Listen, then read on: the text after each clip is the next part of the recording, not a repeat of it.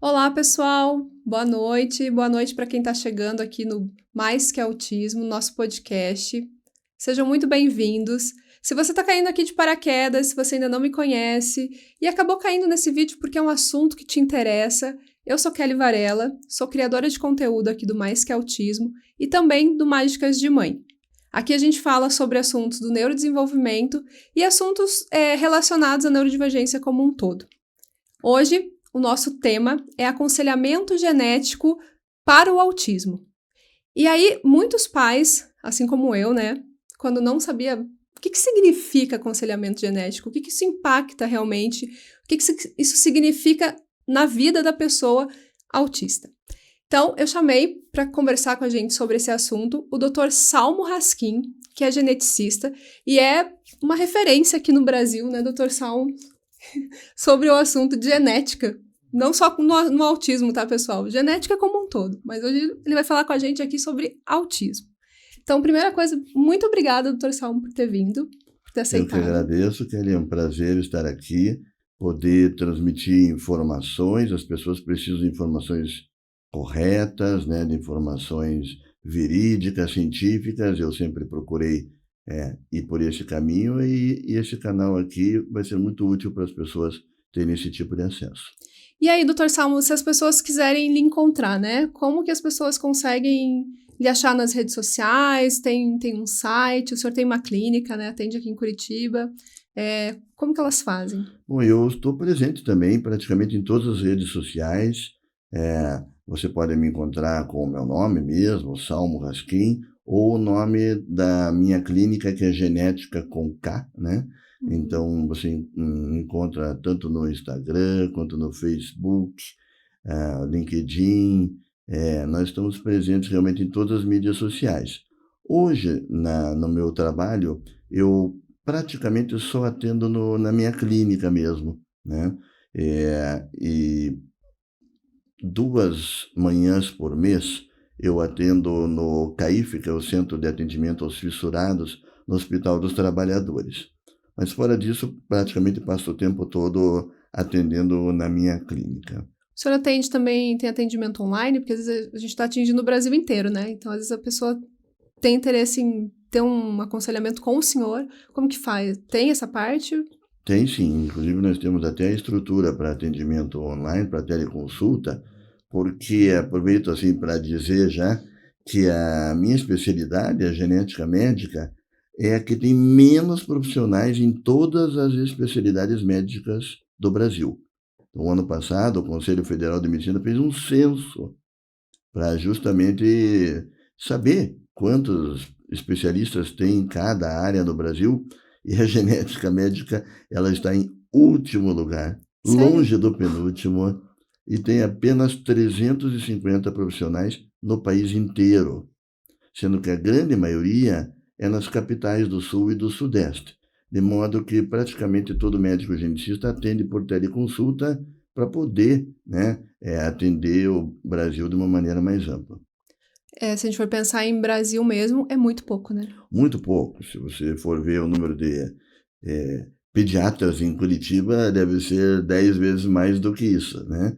Então, é um número muito pequeno e é uma área que a gente considera bastante importante, e cada vez mais importante, e por isso não deveria ter tão poucos profissionais.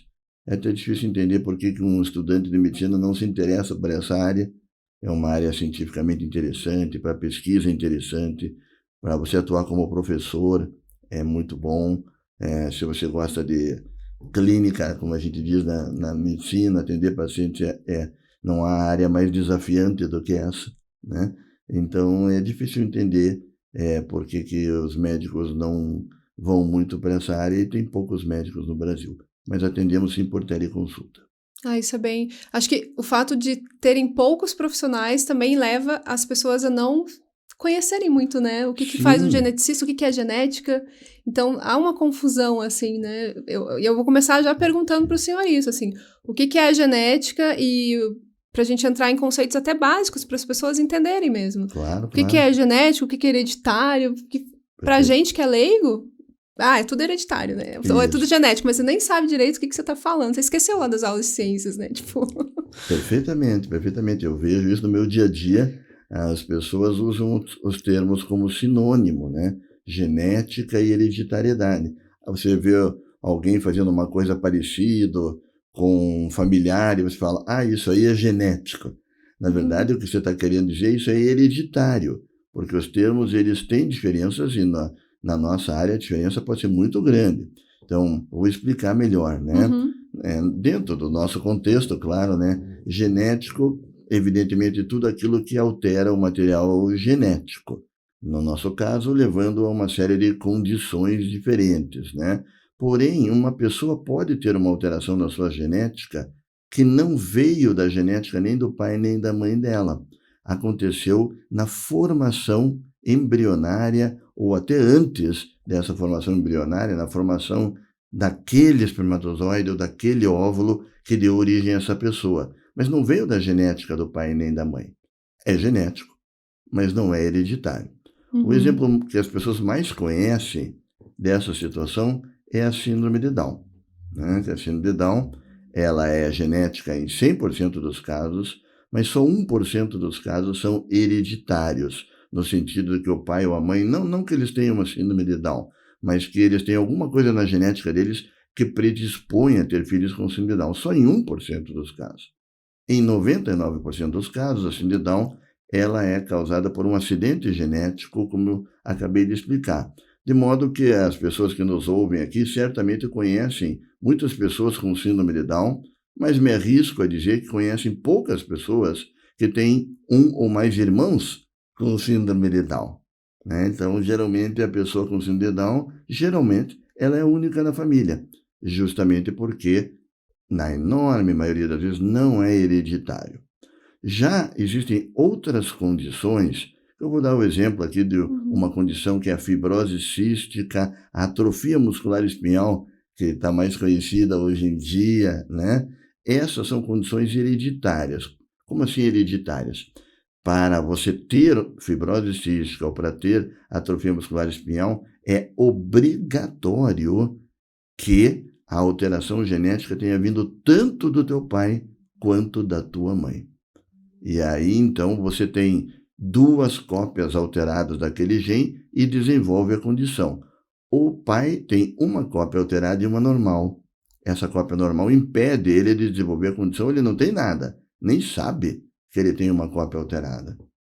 A mãe, a mesma coisa, uma cópia alterada e uma normal, não tem sinais e sintomas, e quando esse casal vai ter filhos, tem 25% de chance em cada gestação de ambos passarem essa cópia alterada para frente. Se isso acontecer, este filho vai ter as 2 cópias alteradas e vai manifestar os sinais e sintomas do exemplo que nós estamos dando aqui da fibrose cística. E existem centenas de condições genéticas que são hereditárias, milhares na verdade. E esta é a principal diferença, e o ponto que essa diferença é mais impactante é no aconselhamento genético, que você até citou aqui como tema inicial da nossa conversa, né?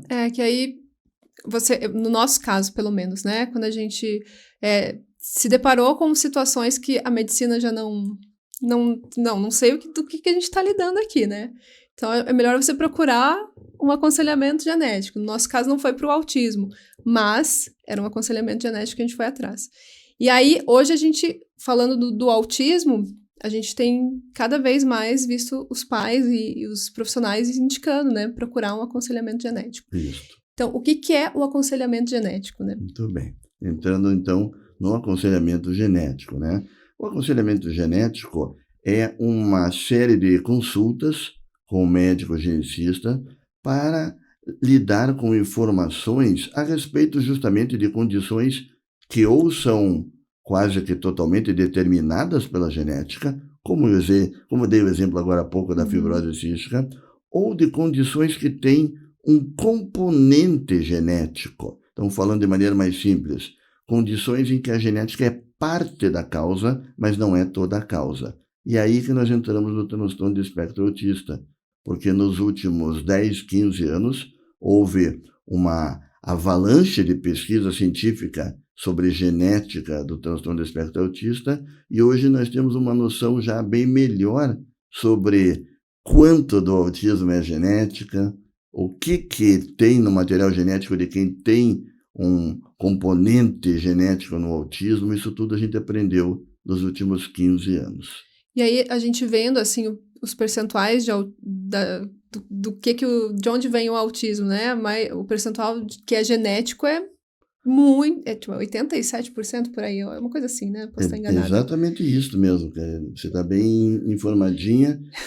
Não, porque se a gente não sabe tudo que é de genética, como que chega num número desses? Exato, né? Então eu vou explicar isso, que é bem interessante, fácil de entender e interessante.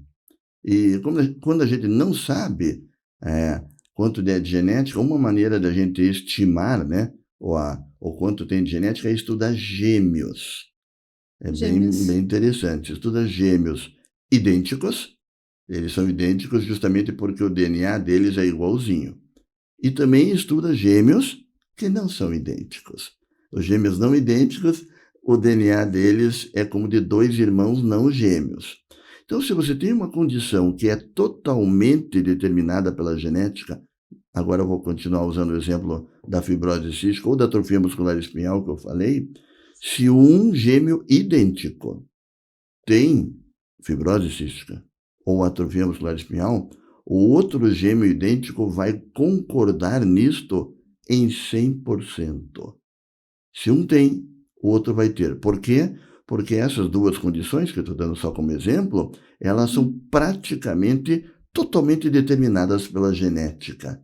Pouca coisa no meio ambiente modifica o quadro dessas duas situações. Então, a concordância em torno de 100%. Agora, vamos pegar um outro exemplo radical. Gêmeos que um deles quebrou o joelho. Quanto que nós vamos encontrar de concordância com o outro gêmeo? Muito baixa, porque um deles quebrar o joelho por um acidente não tem nada a ver com o DNA da pessoa.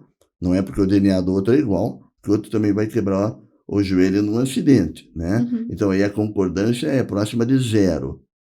Muito bem, tudo isso para chegarmos no autismo, né? E aí, fazendo esses estudos de gêmeos gêmeos idênticos, onde um deles é autista, você encontra uma concordância, ou seja, o outro também é autista, em torno de 80% a 90%, como você corretamente falou. Esse é um dado bem importante, porque ele demonstra que há um componente genético muito forte no autismo. É interessante que esse dado, porque ele também mostra que a genética não é tudo no autismo.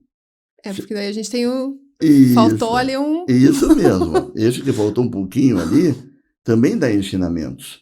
Né? E ensina que a genética é, como a gente diz, do autismo, é multifatorial. O nome já diz. Múltiplos fatores se juntam para fazer com que uma pessoa tenha o transtorno do espectro autista. E esses fatores é que a ciência procura há décadas e ainda não encontrou. Eu acho que um dos maiores enigmas que existe dentro da medicina hoje em dia é compreender esses fatores do autismo. Porque, veja, não estamos falando de uma condição que afeta 1 em cada 2 milhões de pessoas. Os últimos dados mostram, nos Estados Unidos, que é um país que tem um controle bem rigoroso, né, de quem tem e quem não tem autismo, mostra que cerca de 1 em cada 30 crianças até 8 anos de idade é diagnosticada com autismo. No estado da Califórnia, 1 em cada 25 crianças, hoje em dia, tem um diagnóstico de autismo, criança de 0 a 8 anos de idade. E 1 para 25, se você dividir 1 por 25, vai dar 4%. Né? Então, é um número muito grande e, como se já não bastasse, vem aumentando. Quando a gente pensa assim, sei lá, 10 anos atrás, vamos pegar um período curto, né? Você não ouvia falar tanto de autismo. Daí, claro, você tem vários fatores que hoje você tem mais acesso ao diagnóstico, você tem mais informação. Isso. Mas e tem muito mais estudo mesmo sobre o assunto, né? Mas assim, é um número muito grande, né? Não só é grande, né? Há cerca de 10 anos atrás, quando começou a aumentar esse número de maneira assim exponencial, a gente achava que o aumento era por causa de que tinha mudado os critérios para diagnóstico do autismo, né? Uhum. Antigamente era uma coisa... que foi bem em 2013, né? Isso, que foi mudou bem ali, 10 né? anos, né? Exato. Bom, então a gente achava que quando se tornou um espectro, era natural que mais pessoas fossem diagnosticadas dentro do espectro e que aumentasse a prevalência. Muito bem. Só que, olhando de 2013 para cá, 2013 para cá, a gente, e agora já com o novo critério diagnóstico, que já não é tão novo assim, continua aumentando. Ou seja, sim, houve um aumento por causa da mudança do critério, sem dúvida, mas há algo ou algos mais que acontece provavelmente no meio ambiente, e não na genética, no meio ambiente que está propiciando o aparecimento cada vez maior de casos de autismo. E é aí que entra novamente a questão do aconselhamento genético, porque eu recebo praticamente todos os dias no meu consultório um casal que vem ou para que a gente possa compreender este componente genético no autismo do seu filho ou da sua filha, ou às vezes as duas coisas, para saber os riscos de vir a ter um outro filho com autismo. Eu ia até lhe perguntar, né? Quando que esses pais chegam no senhor? Existe já aquele casal que às vezes nem teve filho ainda, que já quer saber por exemplo, o marido é autista, ele já quer saber se tem uma probabilidade grande ali de ter que o filho nasça autista, ou para entender mesmo que gene é esse, né? Da onde que tá vindo essa mutação ali, e aí eu vou ter outro filho e o outro filho vai ser autista, eu vou ter 3 filhos e vão ser autistas, como que vai ser isso, né? É justamente este perfil de pessoas que nos procuram, só que agora, ultimamente, nós estamos sendo procurados também por pessoas que vêm e dizem: nós estamos preocupados com o aumento exponencial do número de casos de autismo e gostaríamos de saber qual a chance do nosso filho ser autista. Antes de ter filho. Mais do que isso, sem ter nenhum caso de autismo na família. Entende? Isso a gente não via há poucos anos atrás. Agora me refiro a 2, 3 anos atrás. Os que nos procuravam era bem no perfil que você falou. Nos procuravam ou porque já tinham um filho com autismo, ou porque um dos dois do casal era autista, ou porque tinha alguém bem próximo da família que era autista, né? Mas agora, nos últimos 2, 3 anos, além destes, nos procuram também pessoas que não têm nenhum caso de autismo na família, mas que estão um pouco preocupadas com o número de casos que vem aumentando. Então, o aconselhamento genético, ele também serve para tranquilizar pessoas que não estão em alto risco. E, aliás, aproveito já de cara, né, a oportunidade aqui para falar que, na enorme maioria das situações, mesmo quando há casos de autismo na família, é mais provável que o casal que já tem, por exemplo, um filho com autismo, ou um dos dois tem autismo, ou mesmo quando 2 têm autismo, é mais provável que um próximo filho não tenha autismo do que tenha autismo. Então, isso também explico dentro do processo de aconselhamento genético, para que as pessoas se situem, não se apavorem, entendam direito, né? E daí, depois, claro, temos que entrar dentro do detalhe de cada família para saber realmente, como você falou, se tem pessoas com autismo na família, quem são, né? E aí começa a aprofundar, né? Por exemplo, é importante dentro do aconselhamento genético saber se as pessoas da família que têm autismo são homens ou mulheres, meninos ou meninas.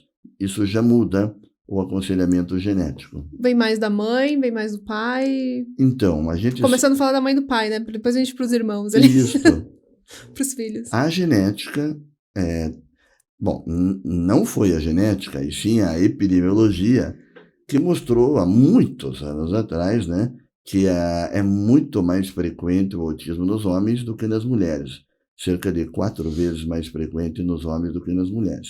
Mas só que até hoje, para falar a verdade, nós não sabemos direito por quê. Então, entre as 1000 perguntas do autismo que a gente não tem uma resposta clara, é esta. Mas não há nenhuma dúvida que é 4 vezes mais frequente nos homens do que nas mulheres. Pois bem, a genética nos últimos anos está trazendo uma hipótese para explicar isto. Porque quando surgiram os testes genéticos para investigar este componente genético do autismo, ficou evidente que os meninos, os homens que têm autismo, eles têm menos alterações no seu material genético do que as mulheres que têm autismo. As mulheres têm mais alterações. Então, qual que ficou a ideia por trás disto? A ideia é de que um menino, um homem, para desenvolver autismo, ele precisa de poucas alterações no seu material genético. E a mulher, para desenvolver o autismo, precisa de várias alterações no seu material genético. E, portanto, é mais difícil que a mulher tenha autismo do que o homem tenha autismo. Porém, quando uma mulher ou uma menina tem autismo, então significa que já se ultrapassou este limiar genético de muito para que a mulher ou a menina tenham autismo. E aí a chance, então, de que nasça uma outra criança e venha a ter autismo nessa família é maior do que quando um menino ou um homem tem autismo. Então, digamos, se a mãe for autista, a chance de que o filho nasça autista é maior. Do que se o pai for autista. Do que se o pai for. E se o primeiro filho for uma menina autista, a chance do segundo, né, é maior também. Exatamente. Do que se fosse um menino autista primeiro, né? Exatamente isso que você falou. E aí já aproveito que você já foi nessa profundidade para ir um degrau a mais ainda. Aí, se esse segundo filho for um homem, é mais fácil que ele tenha autismo. E se for uma menina, mais difícil que tenha autismo.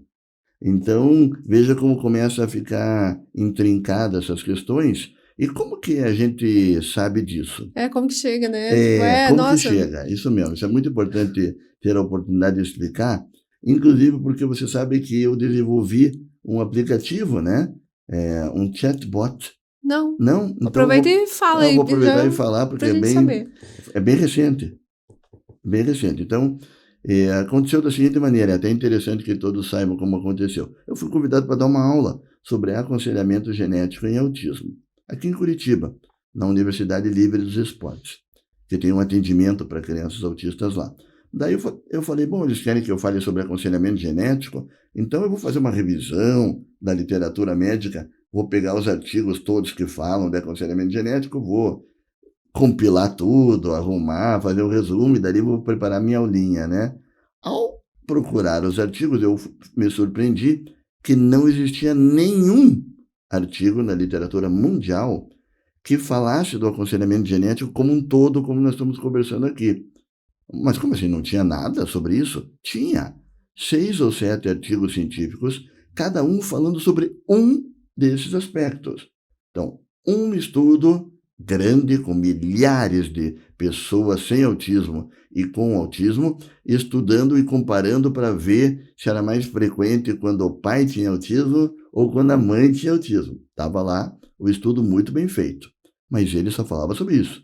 Uhum. Outro estudo falando quando nascia um primeiro filho homem autista, qual a chance de ter um outro filho autista. Um terceiro estudo falando quando nascia uma mulher autista, qual era a chance de ter um outro filho autista. Ou seja, existiam 6 ou 7 estudos, mas nenhum deles estava agrupando tudo isso. Então, primeiro respondendo, esses dados vêm de estudos que a gente chama tecnicamente de estudos empíricos, riscos empíricos. Na verdade, a metodologia é relativamente simples. Você analisa milhares de pessoas, né? Pega lá 20 mil casais que tiveram um primeiro ou um filho com autismo e pergunta para eles, literalmente, entrevista eles e pergunta, vocês tiveram outros filhos? Bom, um casal vai dizer não tivemos mais filhos, outro vai dizer tivemos um, outro vai dizer tivemos mais 3. E a próxima pergunta é quantos desses têm o diagnóstico de autismo? E com isso, você juntando milhares de casais, você consegue chegar nessas porcentagens que eu estava falando aqui. E aí, então, quando eu vi que não tinha isso em lugar nenhum, eu desenvolvi agora, faz cerca de 2 meses... É bem recente mesmo. É um chatbot gratuito, né? Depois eu posso... Vou deixar o link também. Deixar o link para as pessoas aqui acessarem, porque é muito simples, né? Você acessa a internet, basicamente, com o teu celular ou com o teu computador, e aí o chatbot se chama Dica. E a Dica vai fazer perguntas para você por escrito. Aí vai perguntar, a primeira pergunta lá é, tem alguém na tua família com autismo? Aí você vai responder, não. Número 1 é sim, o número 2 é não. Você vai responder não. Aí ela vai te informar quais são os riscos de vir a ter um filho com autismo quando não tem ninguém na família com autismo. Ah, mas eu tenho alguém na família com autismo. Então você vai responder sim. Aí ela vai fazer uma outra pergunta por escrito para você. Quem na tua família que tem autismo? E ela te dá opções. 1, você mesmo. 2, a sua esposa. 3, o primeiro filho de vocês. 4, um primo tem autismo. E aí você seleciona o númerozinho e ela te responde quais são os riscos de vir a ter um outro filho com autismo. Então, eu chamo de triagem para o aconselhamento genético. Porque o aconselhamento genético é uma coisa muito pessoal, né? Para cada pessoa, para cada família, com as suas peculiaridades, e não deve ser feito assim de maneira massiva. Então, o chatbot serve como uma triagem, em primeiro lugar, para muitas pessoas se tranquilizarem e verem que não estão em risco elevado. Em outro, para verem que talvez estejam em risco mais elevado e mereça fazer um aconselhamento genético propriamente dito, não pelo aplicativo do chatbot. Aí até o senhor falou, né, tipo, porque geralmente as pessoas pensam só na família muito direta, né, o vô, a avó ali, o pai e a mãe, os irmãos, e aí você falou o primo, né? Isso, o primo não. já tá lá, tipo, não é tão próximo ali, né? Isso. Então, às vezes, quando fala família, às vezes você pensa só no seu núcleo familiar ali, né? Aliás, foi interessante você falar isso, porque o autismo, ele entra nesse grupo de condições multifatoriais, como já falamos, e nessas condições, quanto mais distante, do ponto de vista biológico, for a pessoa que tem autismo, menor é o risco de vir a ter autismo. Então, se você tem, eu estou aqui porque eu tenho um primo de 4º grau que tem autismo e me preocupo. É longe. É longe. Ah, não, eu estou aqui porque eu tenho um primo de 1º grau. Já é, obviamente, mais próximo do que aquele de 4º grau e o risco já é maior do que daquele de 4º grau. Não, eu estou aqui porque o meu irmão tem autismo. Eu não tenho autismo, mas o meu irmão tem autismo e eu agora estou querendo ter filhos. Será que eu estou num risco maior do que a população em geral? Está. E isso está acontecendo agora, porque agora no seguinte sentido, não que o risco mude do passado para agora. Agora essas informações estão vindo mais à tona pelos seguintes motivos. Com um número enorme de pessoas que têm autismo, aumenta, obviamente, o número de irmãos e irmãs de pessoas que têm autismo. Sim.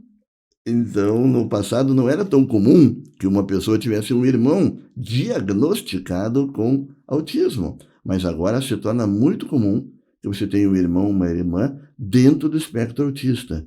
E isto aumenta um pouquinho o risco também entra no aconselhamento genético. E até porque a gente falando assim, aí até o senhor vai explicar, né, como que é feito dentro da genética os exames e tal, né? Porque o autismo é um exame clínico feito a priori, assim, né, pelo médico lá, pelo neurologista, psiquiatra, ou se tiver um bom pediatra ali que, né? Mas não existe um exame físico, né? Tipo, não existe. Tá mostrando ali um raio-x, uma ressonância. Não e aí, existe. Fico pensando também se muita gente às vezes não vai para dizer, não, quero ter certeza se é ou não é, né? Isto. E vão. Mas eu esclareço isso já no primeiro minuto, né? Como eu estava explicando aqui, eu explico também na consulta, que a genética não determina se uma pessoa vai ou não ter autismo. Mesmo que você encontre alguma coisa nos exames que nós já vamos falar, isto não implica em que a pessoa vai ter autismo. Lembrar do estudo dos gêmeos, onde pelo menos 10 a 20% dos gêmeos idênticos, que têm o mesmo DNA. Então, se um deles tem alguma coisa na genética que predispõe ao autismo, o outro vai ter também e pode não desenvolver o autismo. Então, eu explico isso, claro, desde o primeiro minuto, para que saibam que não é um diagnóstico de autismo que a gente faz pelos exames de genética. É compreender se há um componente genético já detectável pelos exames hoje em dia, né? Agora, entendendo isso, e agora eu vou já passar para a questão dos exames, porque tem uma peculiaridade bem interessante aqui. Você mesmo corretamente falou no início que os estudos mais modernos apontam um componente genético em 87% dos casos de autismo. E é isso mesmo. Por que você está repetindo isso? Estou repetindo para dizer que os exames mais modernos que você possa imaginar na genética, eles pegam no máximo 40%. E daí a pessoa vai dizer, mas como assim, né? Tipo, o senhor me falou 87. Isso mesmo. Então, mas 87 baseado nos estudos com os gêmeos. E os exames genéticos provavelmente não chegaram ainda na profundidade necessária para pegar esses 87%. E isso é muito importante porque isso de cara significa o seguinte: se o exame genético não mostrar um componente genético naquela pessoa, obviamente não quer dizer que ela não tem autismo. Isso que é importante que todo mundo entenda. Então, o exame genético não é para dizer se a pessoa tem autismo ou não. A única maneira de saber se a pessoa tem autismo não é como você falou. A avaliação clínica, feita principalmente pelo neuropediatra, que é mais treinado para fazer esse tipo de avaliação, como se disse, às vezes o pediatra geral, às vezes um psiquiatra, né? Às vezes um psiquiatra infantil. Nem o geneticista não é o profissional treinado para fazer um diagnóstico de autismo baseado nas avaliações clínicas. É claro que nós sabemos quais são os critérios e quais são as características de uma pessoa dentro do espectro autista, mas não cabe a nós fazermos esse diagnóstico. Então, o exame genético ele serve para outra coisa. Ele serve para identificar se existe, claro, o componente genético, mas eu já tenho uma experiência enorme em exames que deram alterados. Bom, muito mais ainda em exames que deram normais, como eu falei, né? Mas os exames alterados nos ensinam que quando dá alterado é muito útil. Isso é estranho um pouco também, Kelly, porque os pais às vezes vão fazer o exame querendo que o exame de genética dê normal. E eu entendo perfeitamente, é claro, né? Mas eu às vezes falo para eles, olha, não fica surpreso com o que eu vou te dizer, mas eu vou torcer para o exame dar alterado. Mas como assim que você quer que dê alterado? Não, é que se der alterado, nós temos como extrair informações muito úteis a partir do resultado. Porque daí você tem onde pesquisar, né? Eu imagino, eu não sei se é assim, mas eu pego aquele gene lá que apareceu e vou comparar com outros com o mesmo, não é? Exatamente isso, Kelly. Exatamente isso. E aí, comparando com outros que têm a mesma variabilidade no material genético, a gente pode, com cuidado, né, sem determinismos, extrapolar para uma série de informações. Vou dar um exemplo só, que aconteceu essa semana, né? Entreguei o resultado de um exame desse de genética para os pais de uma criança com autismo, e aquela variante genética estava claramente já associada à predisposição genética ao autismo, em vários trabalhos no mundo inteiro, e 80% das pessoas que têm aquela variante genética vão ter, em algum momento da vida, convulsão, que é uma comorbidade relativamente frequente dentro do transtorno do espectro autista. 80%. Não quer dizer que aquela criança vai ter convulsão, mas quer dizer que 80% daqueles que têm aquela variante vão ter convulsão. Então, essa informação, com sensibilidade, com calma, né, com educação, a gente vai passar para os pais para que eles possam se antecipar a algum problema que possa estar por vir. Como, por exemplo, levar essa informação para o neuropediatra para que ele esteja atento e, eventualmente, possa até fazer algum exame, como um eletroencefalograma, estou dando só um exemplo aqui, né, que poderia detectar uma situação dessas antecipadamente e melhorar a qualidade de vida daquela pessoa. Até porque aí, com base nisso, né, eu já vou estudar melhor aquele assunto e vou ver, o que eu preciso ter, por exemplo, de qualidade de vida, para que eu evite, né, se eu for ter mesmo, mas para que amenize mesmo, né, até os sintomas e tudo mais. Quer dizer, eu falo até, né, que às vezes parece uma bolinha de cristal, quando você pega lá o resultado e sai o que tem, e você fica pensando, meu Deus, e agora? A princípio pode parecer que os pais até podem ficar meio desesperados, né, doutor? E ficam preocupados. Mas eu acho que é isso, assim, você estudar o que pode acontecer, não quer dizer que aconteça, te traz mais sabedoria para a hora que alguma coisa realmente for. Esse é o objetivo principal. Existem outros, se bem que esse é o principal.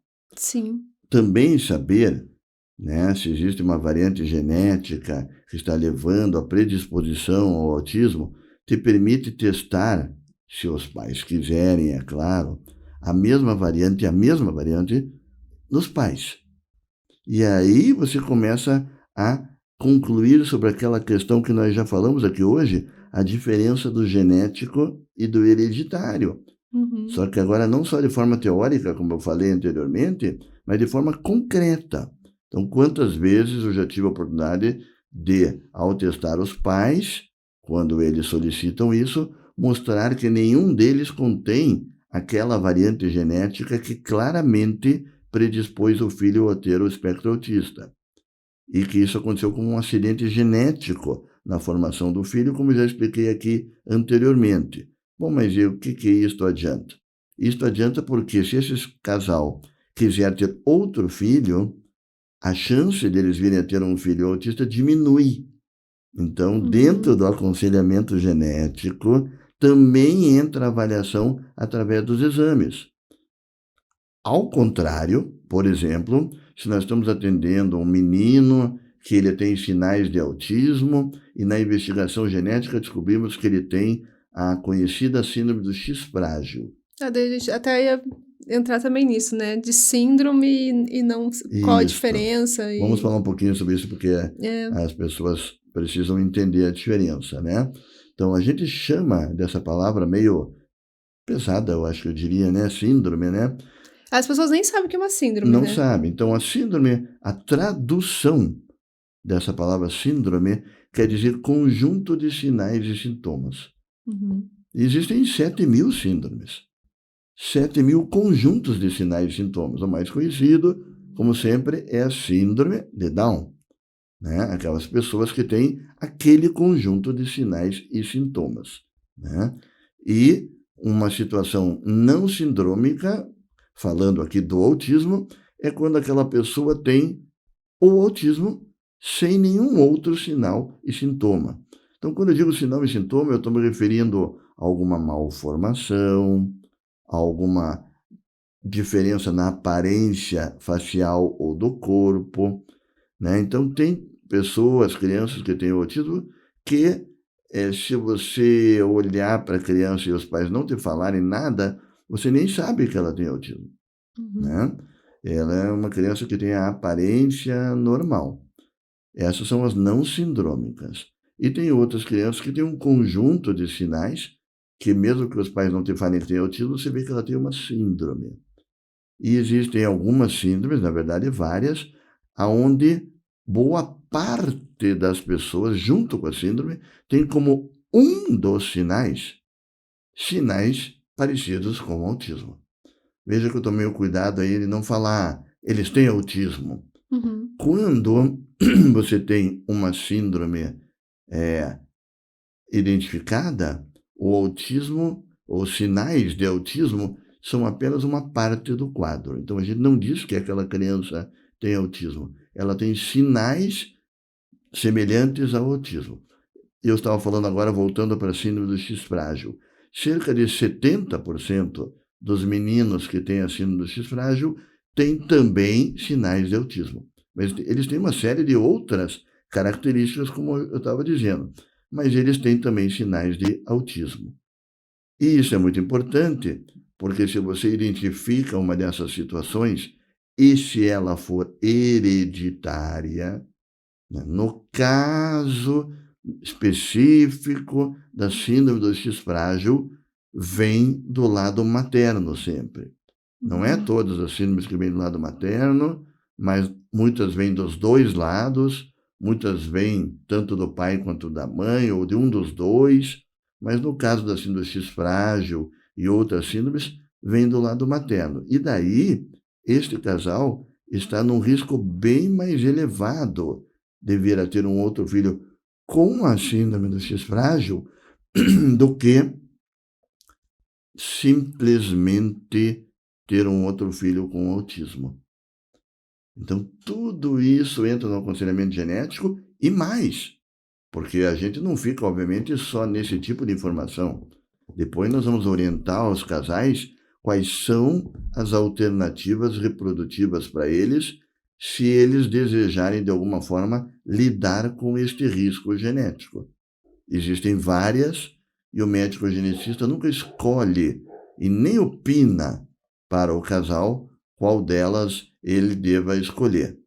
Se algum dos meus pacientes está me vendo aqui hoje, sabe que a gente jamais decide pelo paciente, pelo casal, o que eles devem fazer diante dos riscos. O nosso papel dentro do aconselhamento genético é trazer os riscos corretos, o mais próximo do correto possível, explicar da maneira mais simples possível, que todo mundo possa entender, se certificar que as pessoas entenderam, trazer as alternativas para lidar com esse risco e depois as decisões são todas por parte do casal, não do médico.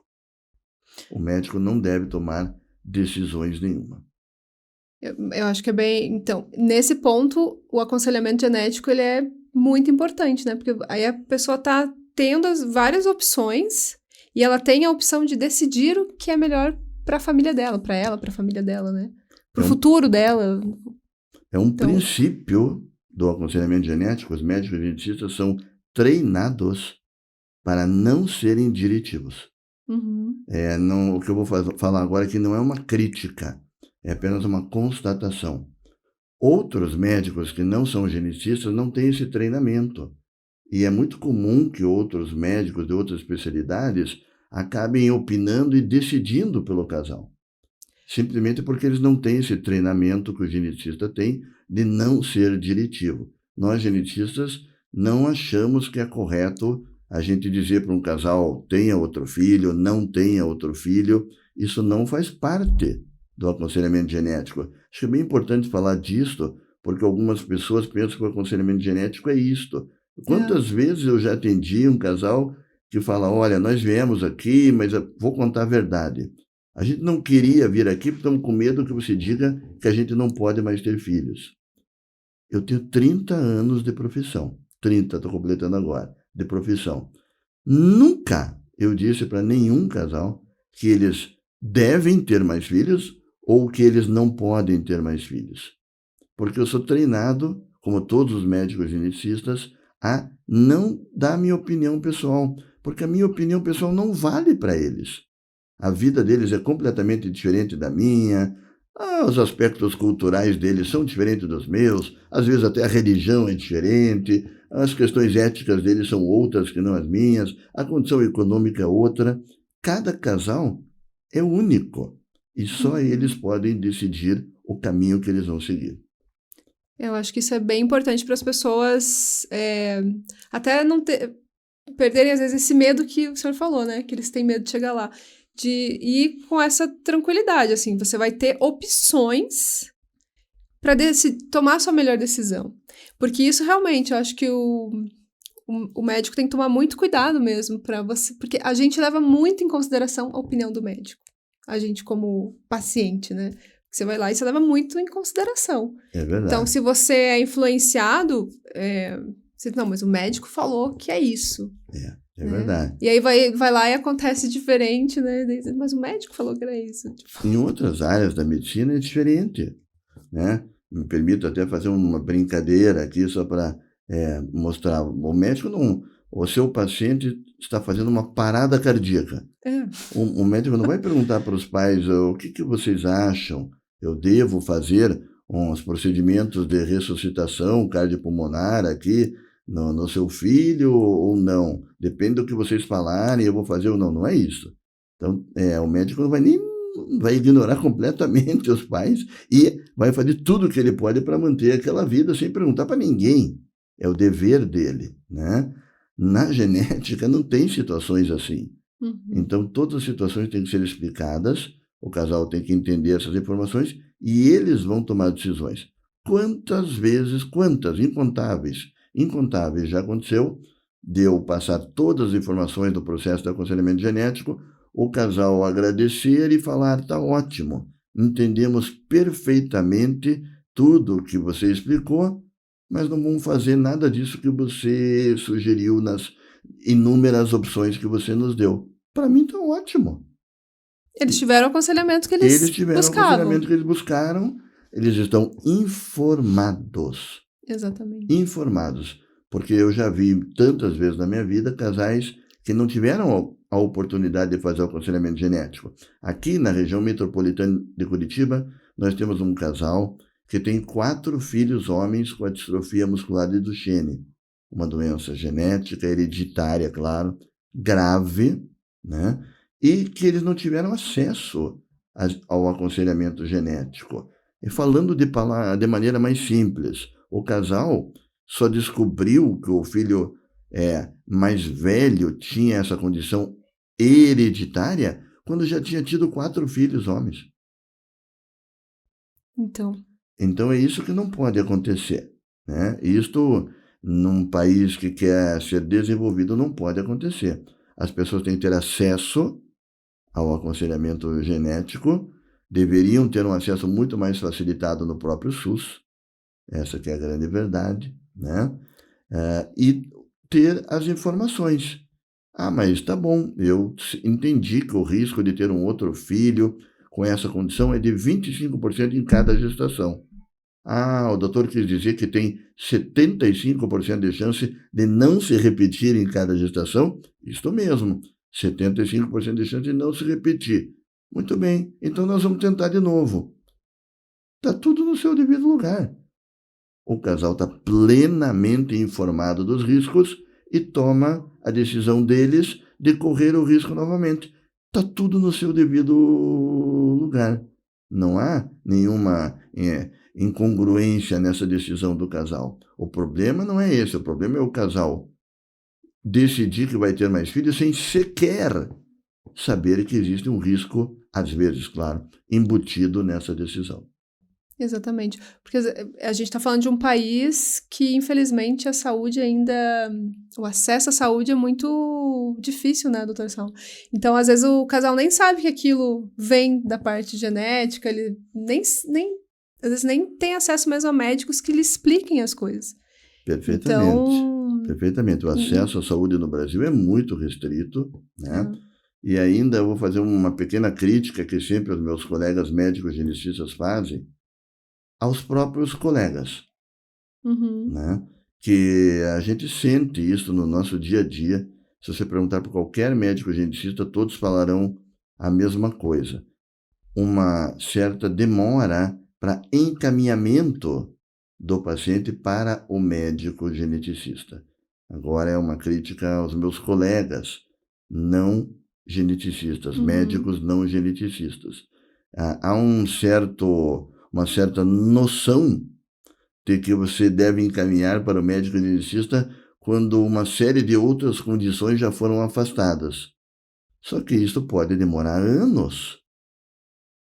E a pergunta que nós geneticistas fazemos é, mas por que nós não podemos atender paralelamente como outros médicos fazem também. Porque ajudaria até os próprios médicos, né? Absolutamente. Você estaria fazendo um trabalho de apoio ao colega médico, em primeiro lugar, né? Para que ele depois não receba tantas críticas que demorou para fazer um diagnóstico, né? Demorou para fazer os devidos encaminhamentos, mas o mais beneficiado é o próprio paciente, que vai ter o seu diagnóstico feito de maneira mais precoce.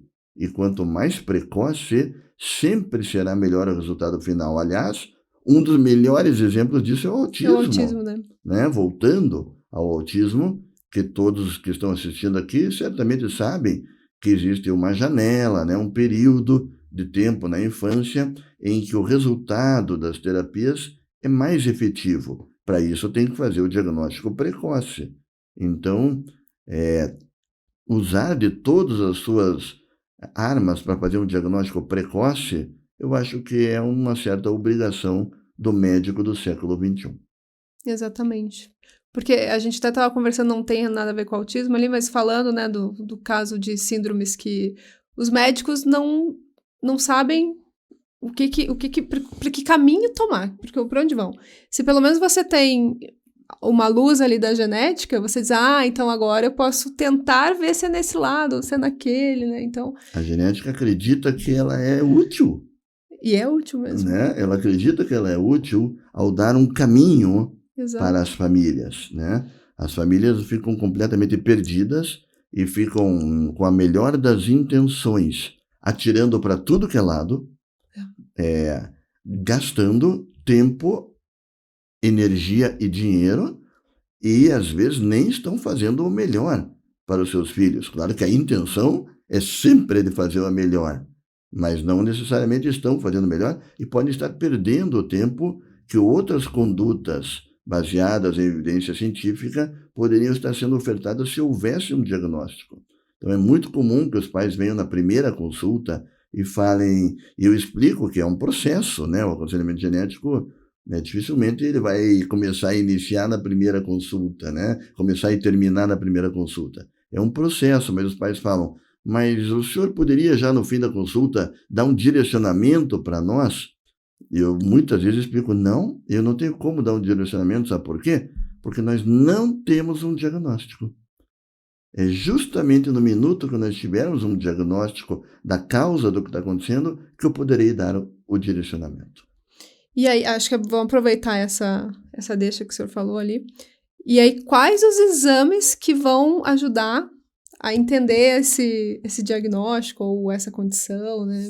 Dentro do espectro autista, existem 2 exames principais da genética. Um que foi muito utilizado, ainda é utilizado, mas foi mais utilizado nos últimos anos, chamado CGH, que ele detecta pequenas perdas e ganhos de material genético que alguém possa ter. A gente acredita que cerca de 20% dos casos de TEA encontra-se uma alteração deste tipo, predispondo ao TEA. O segundo tipo de exame se chama sequenciamento do exoma. Este exame analisa dentro desses pedacinhos os 20.000 genes que nós temos. Então, até poucos anos atrás, até 2 anos atrás, a gente costumava primeiro fazer o exame do CGH.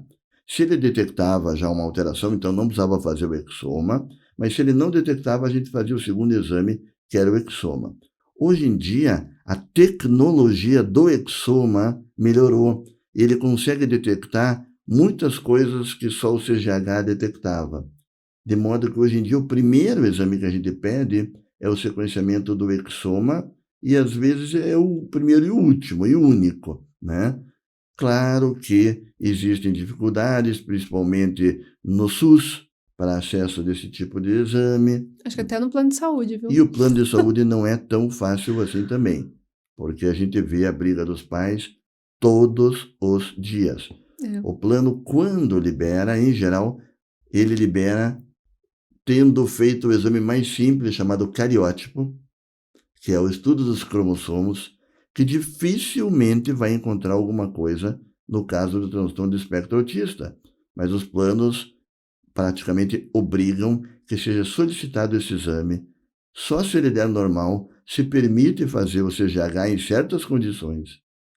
E se este der normal, em condições mais raras ainda, se permite fazer o sequenciamento do exoma junto aos planos de saúde. Mas só para eu entender agora como leiga mesmo, se o segundo exame é CGH, se ele der alguma alteração, aí já se exclui, não precisa mesmo fazer o exoma? Na enorme maioria das vezes não precisa fazer o exoma, porque aí você já tem a informação necessária através do segundo exame, que é o CGH.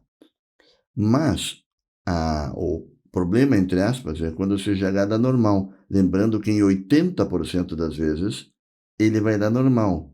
Uhum. Aí você vai ter que fazer um segundo exame com os custos e o tempo envolvido em fazer tudo isso. Então, é tudo exame de sangue? Pode ser feito com a saliva. Esses dois, CGH e exoma, podem ser feitos através do DNA retirado da saliva. E também pode ser feito como um exame de sangue também. Uhum. Mas muitas crianças autistas não gostam, crianças já não gostam mesmo de fazer coleta de sangue, e às vezes algumas crianças autistas gostam menos ainda, né? Então, é possível fazer com a coleta de simples cotonete passado na mucosa oral, o que funciona muito bem, eles não têm problema geralmente com isso, e não é invasivo. Até esse ponto a tecnologia já chegou. Mas aí também tem que ser feito em laboratório, né? Em laboratórios. Não é a pessoa coletar ela sozinha em casa. Não pode coletar em casa. Em casa mesmo, porque isso também é interessante. Como eu disse, né? 99,9% dos municípios brasileiros não tem acesso. Então, você pode mandar um kit desse de coleta de saliva para o interior do Acre. Uhum. A mãe e o pai podem coletar a saliva da criança. É muito fácil. Uhum. Simplesmente, o kit é um cotonete que você raspa na bochecha por dentro e coloca dentro de um líquidozinho sem pressa e em temperatura ambiente, enviado pelo correio de volta ao laboratório. É muito simples. Bem prático, muito assim, prático, né? Não tem... Imagina quanto isso economiza de um casal como esse ter que vir lá do interior do Acre para uma cidade como Curitiba para fazer, né? Ele pode fazer a consulta por telegenética, ou seja, teleconsulta, e o exame ele pode fazer dessa maneira, ele não precisa sair de casa e ele consegue ter acesso a toda essa tecnologia hoje em dia. E aí, doutor Salmo, a gente vê assim que não é um gene, geralmente, que é encontrado para o autismo, né? São muitos, mais de 1000, né? Mais de 1000. Então... O que assim, tem lá os seus 1.200, sei lá, quantos isso, que tem. É bem isso mesmo. Mas só que cada pessoa que a gente encontrar alguma coisa, você vai encontrar em geral em um único gene. Uhum. Só que você não sabe qual desses 1.200 é. Então, aí antes de fazer o exame. Antes de fazer o exame. E pode ser que apareçam outros ainda, sim, né? Sim. Isso está aparecendo a todo momento. Esse número que hoje é 1.200, há 3 anos atrás era 500. Então, por isso que também é tão complexo o autismo, né? Sem dúvida. Porque são tantos e aí você vai ter que analisar, você vai ter que cruzar esses dados, né? Isso mesmo. É jogado o quê? Num banco de dados? Banco de dados. E esse banco de dados mundial. Vai analisar, Isso mesmo. O que eu, Kelly, tenho, né, igual com a pessoa lá dos Estados Unidos, lá Exatamente. da Alemanha. E veja a complexidade que você citou, quando eu relembro mais uma vez que em 60% dos casos, os exames não vão apontar absolutamente nada. Então, a gente tem que ser humilde frente ao transtorno do espectro autista. Talvez essa seja a grande lição. Humilde porque tantos anos que esta condição já foi descrita e nós sabemos muito pouco sobre ela até hoje. A genética contribuiu bastante nos últimos anos e vai continuar, claro, trazendo informações, mas nós não sabemos nem metade do componente genético do autismo no dia de hoje. Temos que ser humildes e tem muito ainda para aprender. E aí, por exemplo, falando, né, porque são são diferentes, aí o senhor fala, 80% a gente não vai nem saber, né? 60%. E aí, 60%. E aí também tem a questão ambiental, eu posso ter o gene, mas eu posso também ter o ambiente, a questão ambiental, que não é só ambiental, cultural, um monte de coisa envolvida, né? Isso mesmo, exatamente. Que Então, vai aí também... aí a complexidade, porque aí eu gosto sempre de relembrar e repetir certos conceitos para ficarem bem marcados, né? Lembra dos 2 gêmeos idênticos? Um que tem a mesma alteração genética, um desenvolve autismo e outro não. Uhum. É o meio ambiente que, de alguma forma, fez com que um ultrapassasse um limiar para desenvolver o autismo e outro não. O que no meio ambiente? Sabemos muito pouco. Da gente fica até nesse silêncio porque a gente fica pensando, o que, né? O que? São muitas possibilidades. Muitas possibilidades. Esse aumento da prevalência não vem da genética. Isso eu gostaria de esclarecer. Isso que nós estamos descobrindo na genética é porque nós temos mais tecnologia hoje para descobrir, mas já existia há 100 anos atrás. Nada mudou na genética. O que mudou é algumas coisas no meio ambiente e na nossa vida. E a gente precisa descobrir o que no meio ambiente e nas nossas vidas é que está junto com a genética, levando essas pessoas, uma a cada 25 pessoas, ter o diagnóstico do transtorno do espectro autista. Porque os dados que a gente tem são dos Estados Unidos, mas não é diferente do que é no resto do mundo, na verdade. Né? Muito diferente, não deve saber, né? Nós temos mais esse problema no Brasil, que aqui nós não temos dados confiáveis. Não, mesmo o censo do ano passado não é um censo realmente para detectar todas as pessoas que são autistas, né? Não é. Então nós precisamos avançar nisso também para saber qual é a nossa realidade. É como na Califórnia ou é frequente, mas não tão frequente? Não tenho nenhuma dúvida de afirmar que é frequente, porque eu consigo no meu mundinho do meu consultório dizer isto, porque atendo todos os dias, pelo menos uma pessoa com autismo, coisa que no começo da minha carreira não me lembro de geneticista atender crianças com autismo. Agora é pelo menos um por dia. A gente vê isso também nas escolas, né? Porque antes você via assim, um aluno por turma ali. Agora é bem comum você ver pelo menos 3 alunos. Vou falar bem assim mesmo. É muito comum você ver 3 alunos na sala que são autistas. Que essa proporção que você está dando é bem real. Bem real, né? E a gente o mundo precisa entender o porquê disso para poder lidar melhor com essa condição e dar mais qualidade de vida para esse número grande de pessoas. Porque a partir do momento que a gente tem realmente informação, que a gente sabe, a gente consegue ter política pública, a gente consegue dar acesso às coisas, às terapias, a melhor terapia para aquelas pessoas. Perfeitamente. Então, se a gente não sabe se é raro, se é ultra raro ou se é frequente, não existe também política pública. Exatamente. E eu queria entrar só numa perguntinha também, doutor Salmo, que é... Eu acho que eu vi uma palestra que o senhor deu, acho que é nessa mesma ali da Faculdade Livre ali, e que o senhor fala também da relação do autismo e do TDAH. Eles têm acho que tem uma relação, assim? Porque... Tem uma relação.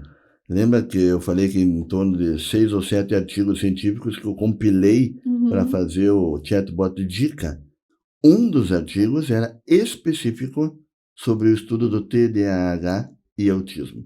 E ele mostra de maneira indubitável 2 coisas. Uma já conhecida, que parte das pessoas com autismo tem como uma de suas comorbidades o TDAH, bem mais frequente do que na população em geral de pessoas sem autismo.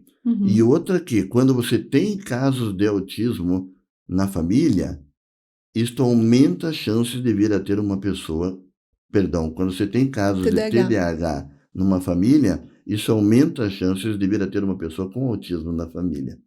Então, é uma relação direta, e todos esses trabalhos, eu gostaria também de deixar claro, eles estão à disposição, né? São 7 trabalhos, obviamente eu tenho todos eles, então se alguém tiver um interesse peculiar em um desses artigos, é só entrar em contato com a gente, e eu posso disponibilizar sem problema nenhum, porque eu faço questão de que as pessoas entendam que é tudo baseado em evidências científicas, o chatbot Dica, e não um chutão baseado na experiência pessoal. Não é baseado na minha experiência pessoal. É baseado em artigos científicos com dezenas de milhares de casos estudados.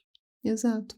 E também o aconselhamento genético, assim, no autismo, ele também vai ajudar a determinar questão de medicamentos, essas Isso coisas? é Ou... uma boa pergunta, sabe? Porque, na verdade, a resposta no dia de hoje é não. Uhum. Eu também gosto de explicar isso para os pais. Eu gosto de explicar para os pais que estão nos ouvindo aqui e que são meus pacientes, sabem que eu sempre explico as limitações, tanto do aconselhamento genético quanto dos exames, né? Eu não gosto da ideia de quem oferece um exame dizendo que com o resultado vai vir um medicamento particularizado para aquela criança baseado no resultado do exame.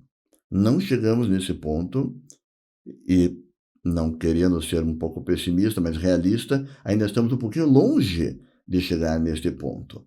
Então, os pais não podem ser orientados de que o exame é útil para trocar ou para adicionar um medicamento milagroso, porque isso simplesmente não vai acontecer.